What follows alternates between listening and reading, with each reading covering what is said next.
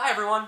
Sorry to have been out of sight recently. Family, friends, travel, and work took me away from the channel for a bit. But I'm back with a great book and big news for next week's video. So remember to like this video and subscribe to the channel and stick around to the end to hear what's coming.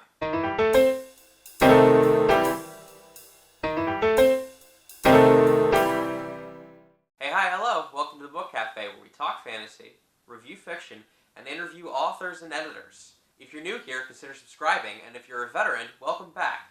Those of you who've studied literature may be aware that back in the day, novels weren't released as a one and done the way they are now. Authors like Charles Dickens, Victor Hugo of Les Miserables, and Alexandre Dumas of The Three Musketeers would publish their novels chapter by chapter in magazines. Eventually that faded out of practice. If you want to know why, you'd probably have to ask Wikipedia or an English teacher. But one of the fascinating things about modern publishing is that thanks to the internet, that format is coming back. Many of you are familiar with Andy Weir's The Martian, which was published online chapter by chapter, long before it was ever picked up. Today we're reviewing another book that was published in the same manner. Hugh Howey's Beacon 23.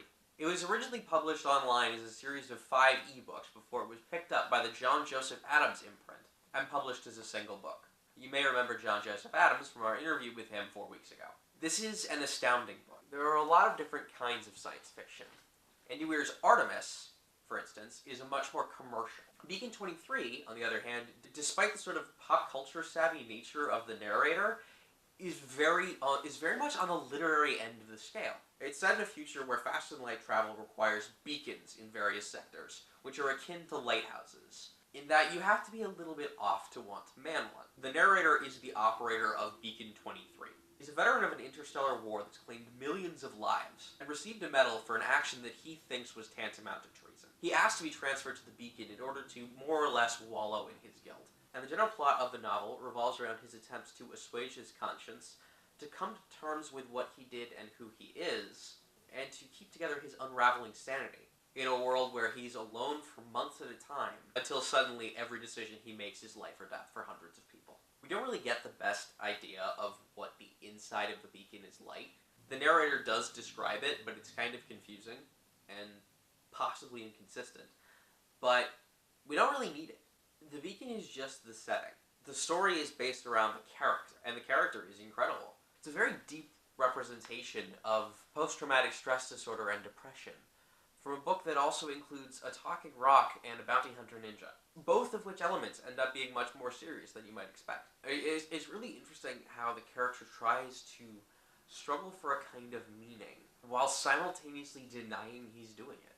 Beacon 23 is this weird kind of unbuilt tragedy, where the character somehow manages to get redeemed at the end in a way you'd never expect possible. Even aside from the spoilers, if I tried to tell you how, it would sound like the worst ending to a novel ever, but it works. It's a testament to the author's skill that he's able to take these elements that should not function properly in the aspect of the genre he's going for and makes a satisfying ending. Or, well, mostly satisfying. There's a couple of elements that I think might have worked better.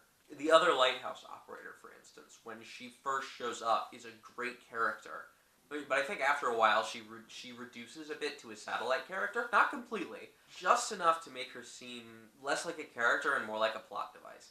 Which, to be fair, is a problem that ends up hitting most of the other 9 characters who only show up a little bit in this book. Since it is mostly about the narrator, it's just that because the other lighthouse operator is so comparatively prevalent to the other ones, you might expect her to have a little more development than she does.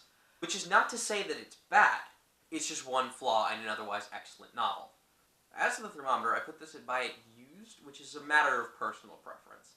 I tend to prefer a little more plot-driven over character-driven, and this is a very character-driven story in which the plot feels a little bit shoehorned in. But if you prefer character-driven, then I would put this at buy it new.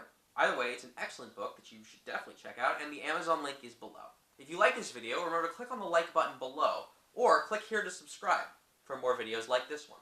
Next week, we'll be interviewing Mike Cole, author of The Armored Saint, which should go up on Tuesday or Wednesday, so click here to watch the original review for that book. We'll see everyone next week, and until then, read good fantasy.